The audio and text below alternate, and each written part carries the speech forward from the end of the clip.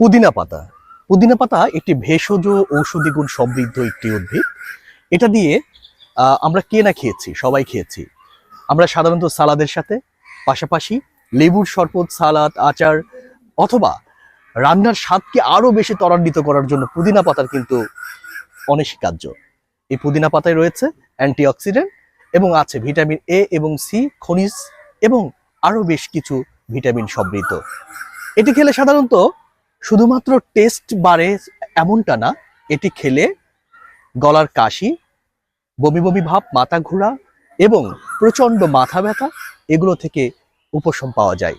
এই পুদিনা পাতা অনেক সুগন্ধ যুক্ত একটি মশলা। হরহামেশায় যে কোনো জায়গায় আপনি চাষ করতে পারবেন, সেটা হোক ছায়াযুক্ত, হোক বা রৌদ্র উজ্জ্বল জায়গা। যে কোনো জায়গায় শুধুমাত্র এর একটু কাণ্ড মাটির মধ্যে লেগে দিলেই আপনি সেখান থেকে এরকম সুন্দর এভারগ্রিন একটা সুগন্ধি, একটা ভেষজ ঔষধ আপনি পেয়ে যাবেন। ভালো থাকবেন সবাই।